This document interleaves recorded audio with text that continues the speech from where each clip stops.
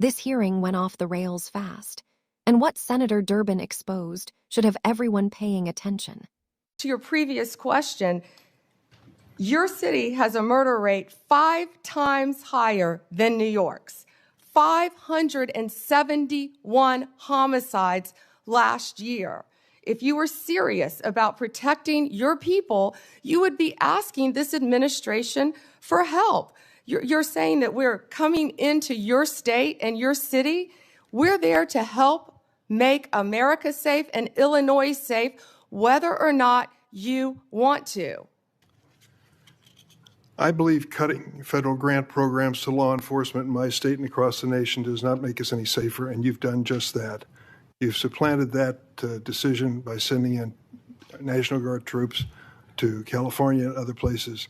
That is a situation where the governors have not asked for that help. If you truly wanted to do this on a bipartisan basis, you wouldn't defy a governor, you would work with them. I'm prepared to do that. I'm prepared to work with this administration. But cutting these grants to law enforcement does not make us any stronger as a nation or give us the tools we need to reduce crime in Chicago. You're conflating two issues. Cutting grants. I was very clear about what grants we've cut and what grants we haven't. Only 7%. And if you have a grant in Illinois that you think that I've cut that is protecting law enforcement officers or your people, you personally call me and I will work with you to turn that grant back on. I think many of the Democrats here can tell you, I have worked with them to turn grants back on. There's an appeal process. Tell me a specific grant that I have turned off in Illinois that would help law enforcement, and I will work with you. But you have not done that. Did you take a look? The National Guard is on the way right now as we speak. Oh, by the way, so is Director Patel and Deputy Attorney General Todd Blanche. You're sitting here grilling me, and they're on their way to Chicago to keep your state safe. Madam Attorney General, it's my job to grill you. The investigation of your agency is part of my responsibility and this committee. You may not like the experience, but others have weathered the storm and answered questions in a respectful manner. Can you tell me the grants, yes. Ranking Member, please? Take a look at the president's budget on HIDA grants. What happens to it in his proposed budget? I'd be glad to meet with you on the grants. It's cut by 1/3 from $300 million to $196. That's one example of a grant that works, and your administration has suggested cutting it in the budget lies ahead. I want to ask you about items in a letter I sent you in July that you have not answered. In February, you made a public claim that the Epstein client list was, quote, sitting on my desk right now for review, end of quote. You then produced already public information and no client list at a major media event hosted at the White House. Attorney General Bondi, why did you publicly claim to have the Epstein client list waiting for your review and then produce nothing relevant to that claim? Senator Durbin, if you listen to my entire clip on that, I said I had not reviewed it yet, that it was sitting on my desk along with the JFK files, the Martin Luther King files, and I said I had not yet reviewed it. And if you see our memo on Epstein, you will see, our memo on Epstein clearly points out that there was no client list, our July 6th memo. You also didn't let me respond to the HIDA question. The budget transfers $196 million for high-intensity drug trafficking areas to the Office of Justice Programs, OJP. The Justice Department will continue to administer those grants under OJP in 2026. Going back to the Epstein files, according to another whistleblower who made a protected disclosure to my office, you pushed the FBI to review approximately 100,000 Epstein-related records on an arbitrarily short deadline in March, and the FBI was directed to flag any documents that mentioned President Trump. Nothing came of that review until July when DOJ and FBI released an unsigned memo stating, quote, there's no incriminating client list. Why was the July 7th memo unsigned? The July 7th memo came from the FBI and the Department of Justice. Director Patel answered those questions very clear. And, you know, Senator Durbin, I find it very interesting that you refused repeated Republican requests to release the Epstein flight logs in 2023 and 2024. You fought that. Did you take money from Reid Hoffman, campaign donations, who was a huge Epstein friend? Why did you fight for years. Why did you fight to not disclose the flight logs, Senator Durbin?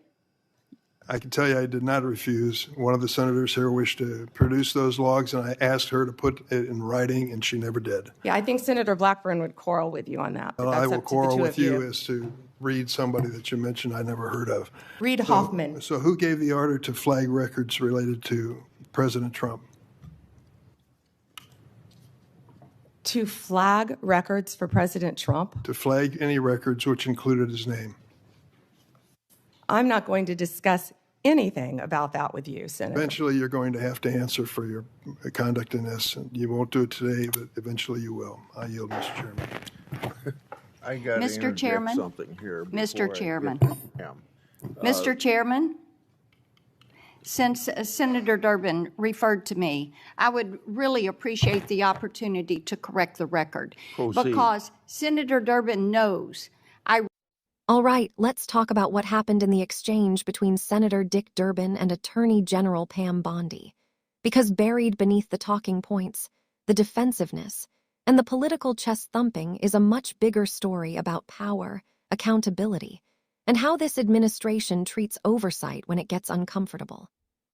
What makes this exchange so important isn't any single argument about grants or crime statistics or memos.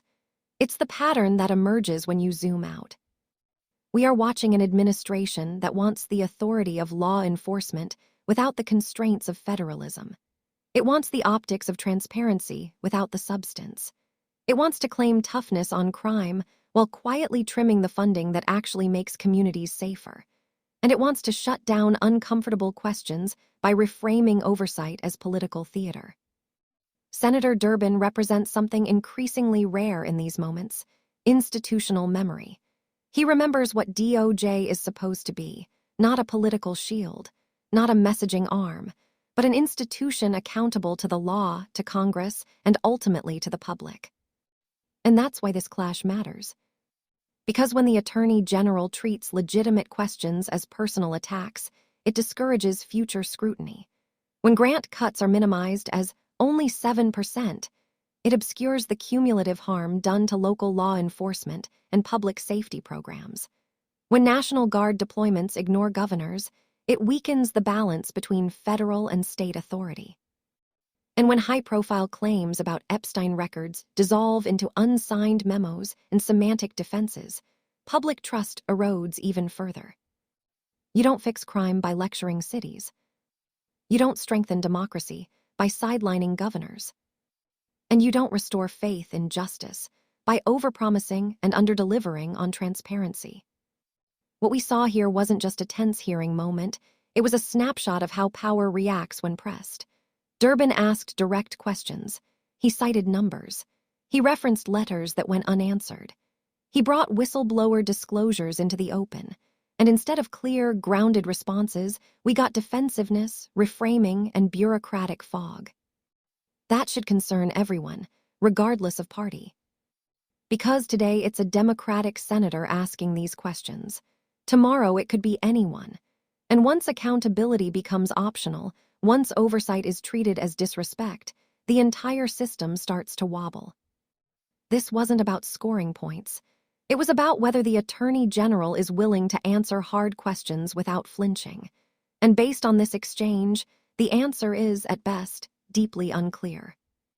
If you care about transparency, federalism, and a justice system that answers to the people, not just the president, this is exactly the kind of moment you should be paying attention to. And trust me, this won't be the last time these questions come back.